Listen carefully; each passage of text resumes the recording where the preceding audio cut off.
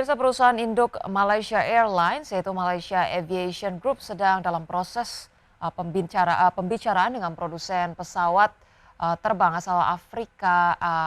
Amerika Serikat, maksud kami Boeing, tentang akuisisi pesawat baru yang tersedia jika maskapai China berhenti menerima pengiriman.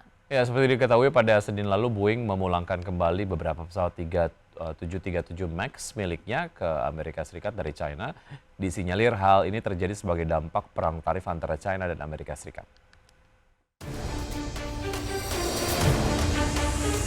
Perusahaan induk Malaysia Airlines, Malaysia Aviation Group sedang dalam proses pembicaraan dengan produsen pesawat terbang asal Amerika Serikat, Boeing, terhadap akuisisi pesawat baru yang tersedia jika maskapai China berhenti menerima pengiriman. Pada Senin lalu, Boeing tampaknya akan memulangkan kembali beberapa pesawat 737 MAX miliknya ke Amerika Serikat dari China. Baik Boeing maupun China tidak mengomentari alasan pengembalian pesawat tersebut dan tidak jelas pihak mana yang membuat keputusan tersebut. Jika slot pengiriman Boeing tersedia sebagai alat dari perang tarif antara Amerika Serikat dan China, Malaysia Aviation Group memandang ini sebagai peluang untuk mengamankan pengiriman lebih awal dari yang diharapkan.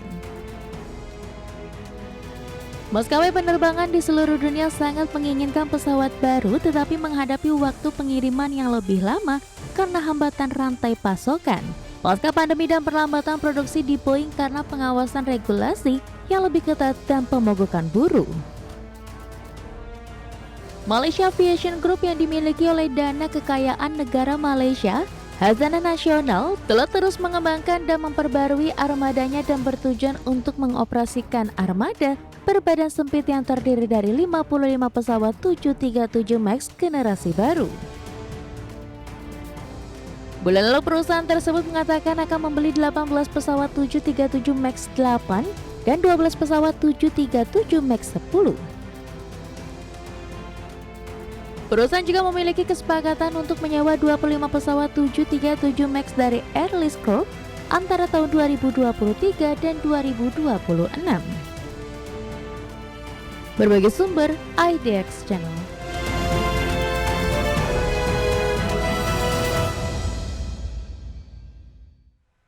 Ya, banyak dinamika yang ditimbulkan dari perang tarif. Salah satunya adalah belum adanya kepastian terkait dengan perpajakan ya, ketika kemudian sebuah perusahaan dari China sendiri melakukan importasi pesawat gitu. Jangankan pesawat, untuk barang-barang kecil saja kalau kemudian kebijakan terkait dengan tarif masuknya belum pasti begitu, itu kan akhirnya akan menimbulkan kebingungan ya pada saat mau masuk ke sebuah negara begitu. Nah, ini juga terjadi ke Boeing, tapi Malaysia Airlines memutuskan untuk menyerap Boeing yang dikembalikan dari China ke Amerika Serikat tersebut, karena sebetulnya untuk permintaan dari pesawat sendiri ini memang harus ngantri lama ya. Kalaupun ada yang tidak terserap, Malaysia Airlines siap untuk menyerap, katanya kurang lebih kayak gitu. Masih jadi kontroversi juga begitu ya, Amerika Serikat melarang ekspor Boeing dan begitu pula sebaliknya China juga mengancam saham-saham China di Amerika Serikat akan delisting gitu ya. Kita nantikan bagaimana kepastiannya. Baik, kita akan lihat pemirsa pergerakan dari IHSG sejauh ini. Setelah tadi dibuka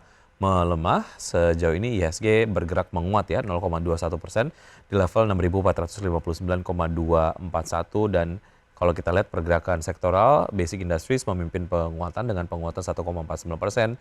Sementara sektor yang melemah paling tajam adalah sektor kesehatan yang melemah 0,6%. Iya, sementara itu dari top gainers pemirsa ada Citi, IOTF, kemudian NOB, PTPP, kemudian DAAZ, CENT, Nine, ADI, SMG, dan juga Bumi. Sementara itu top losers datang dari LPPF, KOB, Fore, Cybrid Sek Asia, JPFA, DILD, FMII, PPRI, dan juga INET.